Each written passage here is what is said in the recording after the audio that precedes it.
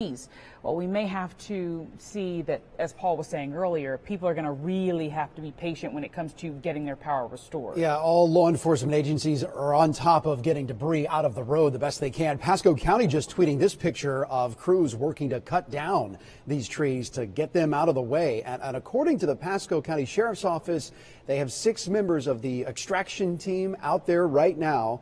But these pictures are another good reminder on why officials still don't want anyone out on the road, because some areas just are not safe at this point. Exactly. I want you to take a look at this next picture we've got here.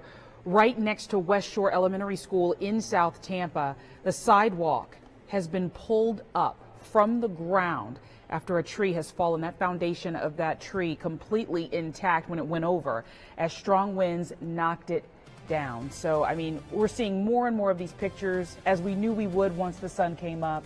We'll continue to cover this continuous coverage of the aftermath of Hurricane Irma after this.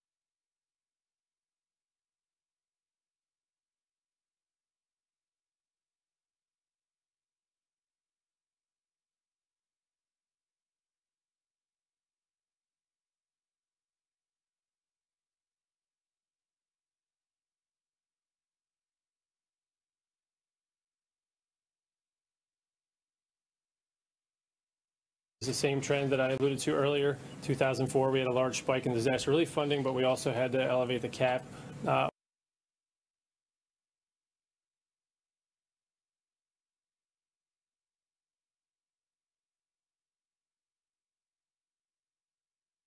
Signal to us. This is looking at the Caloosahatchee River here, right in Fort Myers, and I want to point out that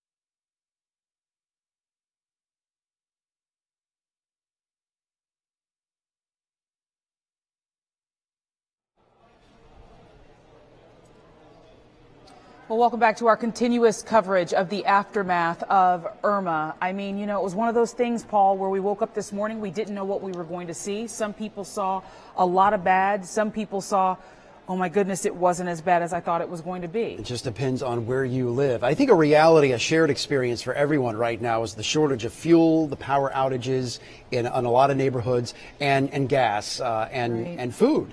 You know, a lot of people are hungry this morning and they want something other than a protein bar. And I don't know about you, but the whole healthy eating diet thing, it went out the window. That went out the window. And we're going to put that on moratorium for the next few days. And just a couple things we want to remind people of. Hernando County schools are going to be off for the remainder of the week just because they have to recover. And that's another thing we're talking about. So schools in certain areas might be going back to school on Wednesday, but Hernando's going to need a whole week to recover, especially since some of those shelters were some of their schools. And I'll tell you, just from a parent's perspective, at least that buys moms and dads out there who probably were rushed and had to find emergency child care, or they had to take, obviously, time off from work. Maybe that buys them some time to get their things back in order before the Right. kids go back to school. And what I want to do, this has become, you know, we talk about Florida Strong, and we talked about how people helped each other when all of this was happening. So we put out a call on Twitter. I just asked people, I said, hey, if you see a restaurant open, you see a gas station open, just let us know. Since I did that, people have been flooding my Twitter feed with places where you can go to get a hot meal or get some gas. I'm not saying that the line is not long. We saw the line for Taco Bell. It looked like it was about 20, 30 cars deep. Yeah, one guy said he'd been waiting there for well over an hour, if not longer. But that shows you how hungry people are. You know, some people might, it's just hard, it's spotty because you don't know where the power's out in certain places. But some people might be watching us right now and say, really? People don't have power like that? Yeah, we're serious. I mean, more than 7 million people don't have power, most of them in Florida. There are pockets and swaths where Irma really did some damage. And in those pockets and swaths, we're talking about trees toppling on people's homes and neighborhoods. We're talking about power outages, and we're talking about flooding in certain areas. And then there are other pockets and swaths where people were spared, and thankfully. And maybe that's part of this whole Florida Strong thing, is if you're one of the neighborhoods that were spared, then help out the neighbors who were not spared. So what we're looking at right now, this is a live picture out of Orlando, and chopper's up. Because I'm actually shocked that the chopper was actually able to go up, because in some places it's still pretty windy. But the chopper's up there. I guess they're trying to survey some damage. Here we go. Now this is what we're trying to look for. You see right there in the middle of your screen, that big white thing that looks like it's in pieces? Apparently that was a boat. Orlando got it after we did last night. As this thing went north, they were getting it later into the night. And if that's the same area, this is actually Miami. So this is, again, a lesson about how massive this storm was. No part of our state, and I mean no part. Miami, you're talking South Florida, you're talking Marco Island, Southwest Florida, Fort Myers, Naples, Tampa, Orlando, Jacksonville, even the Panhandle had an impact from this storm. What this man is doing, though, is very dangerous. You don't stand in water that you can't see to the bottom of. And Miami floods on a regular day where there's heavy afternoon thunderstorms, and they got a good lashing for really 2 straight days from Irma. This is out of Orlando. There's that boat now, and you could tell it's a crew of people trying to get all this cleaned up. And Paul, it's to what you were saying, a testament to what you were saying earlier, though, because, I mean, many people anchored down their boats in the Miami area, in the Orlando area, and then they evacuated and hoped that when they came back, they were just hoping for the best. But then that's what you see in some spots. Look at that sailboat there. Wow. Yeah, you know, and I think Dennis would tell you, you know, even though there were silver linings in this storm, and as we were tracking it, and as the story of Irma was unfolding, there were good things that came out of it in terms of how this storm progressed up the state and weakened and maybe spared us the worst of the worst case scenario. Yeah. I know he was very clear in the beginning. You're going to see damage. Yes. And you're going to see damage widespread. He said, you know, the blue tarps because of the trees falling on people's homes. We've seen roofs ripped off. This left a mark. No doubt about it. I mean, people can be thankful for the fact that first and foremost, that you know, the loss of human life, you know, I think has been minimized, but damage has been done. Yeah, and speaking of that real damage, ABC Action News reporter Clifton French has been in Fort Myers for, I guess, the last 48 hours, taking a look at some of that damage. He found a huge billboard that tipped over. So take a look at this. As the day moves on here in Fort Myers, we continue to find more and more damage as the full extent is starting to unfold. You can see this billboard right here snapped in 1, 2, 3, 4, 5, 6 different places. The force of that wind being shown right here, just how powerful that is. Now that wind right in this area also pushed over this street sign that's leaning up against this utility pole that's holding traffic signals that are all out. We do know that the power is still out in this area. Most of the areas are out. We have seen crews going around trying to get power back up. They've also been clearing the roads of debris. Several crews going out there. The roads much more passable than they were earlier today. Also, flooding isn't as much of a concern. We have noticed that the street flooding is starting to recede as well. Many of these area roads are passable. Again, all good news for the people here in Southwest Florida. I'm reporting in Fort Myers. Clifton French, back to you. Clifton, thank you. And keeping a check on the live conditions on the roads right now. Our crew in the Tampa area It looks like right now, okay, so that's LA Fitness, so that's South Dale Mabry. Yeah. Yep, and then I'm thinking, yeah, so if she makes that left turn right there, she'll be going South Dale Mabry, going towards South Tampa and Gandy. I drove through that area last night to get home, and this looks better than what it did last night because there was debris and stuff all over the road, and it looks like people are starting to get back out at it. But then you look at scenes like this, and viewers capturing incredible pictures as they're assessing the damage from Irma. These pictures coming to us from Seminole Heights. Huge trees falling on homes there, others across driveways and roadways.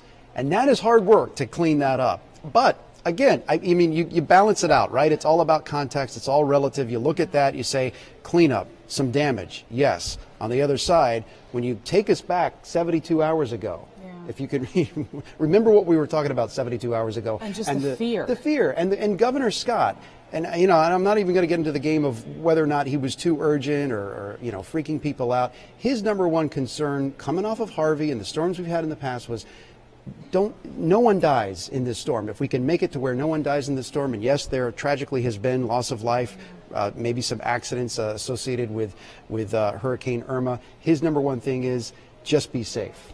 And if you judge it by that measure, then maybe you can say we passed the exam that was Hurricane Irma. And I would agree with you. I definitely co-sign on that one. In the last 48 hours have been trying for the entire Gulf Coast. That's right. David Muir is showing us a timeline of Irma as it crawled along the coast. 400-mile wide storm moving up the coast of Florida, making a second landfall on Marco Island. Look at this. This is just incredible. The hurricane then moving slightly up the coast, hitting us here in Naples after 4 p.m. The hurricane hovering right above. We are blocked by two sort of concrete barriers, which is the only reason we're able to talk. It feels like you're being blasted with the fire hose. Now the rains are just coming in sideways here, and the winds just continue to pick up. The highest wind gusts from Hurricane Irma here in Florida, 142 miles per hour. There's a giant vacuum sucking everything out. Naples residents rushing to shelters, this mother and daughter and granddaughter making it just in time. Pandemonium. We were very nervous, very scared. The shelter door cracking under the pressure as the National Guard taped up the glass, people clearing the front doors, bracing for impact. They actually just cleared out this whole area. This room was packed with people just in awe, watching the winds just pick up. For a time, our own team seeking shelter in a stairwell. This is what happens when these buildings, and just be careful, Tom, the awnings on the outside of the building actually are crashing down, breaking these windows inside the hotel. But Hurricane Irma was not finished yet, continuing on her northward path. Fort Myers next. Tom Yamas was there. Hurricane Irma is right over us right now, and I'm a little concerned about the projectiles, but at this hour, Fort Myers is getting absolutely ripped apart. At 11 p.m., the storm was then centered 50 miles southeast of Tampa. The mayor of that city said they were about to be tested. We have a densely populated area of some 3 million people who are now either need to be out of here or they need to be hunkered down. The eye wall of the storm containing the storm's ferocious and violent winds, then passing over Sarasota. For Sarasota, for Tampa Bay, the wind is blowing offshore with the current track, so there is no storm surge here yet. By then, hopefully, folks are in shelter and away from the water. And this morning, Sarasota is still on high alert amid storm surge warnings up the coast. Wow, when you see it crystallize like that in about 2 minutes, everything that this state experienced, it's pretty impactful. That's for sure. Still looking at that live drive camera there on South Dale Mabry right now, about to cross over Swan Avenue. And all I really see is just a couple maybe branches on the sides of the roads. But Paul, I just have to be honest with you. One of the things that we talked about before is just I cannot believe that Bayshore did not see more flooding than it did. That's just the spot we always show a live picture of. We always send the chopper to when it just rains outside. That was one of those lingering questions that we all had here is the storm surge in South Tampa. Now, these are pictures out of Miami, I believe. Yeah, and they did have surge. Now, granted, in context, Miami floods when you have powerful storms come through. But Miami, and I have family down there in Miami Beach, in the Miami area, they were breathing a sigh of relief when the eye was coming over here.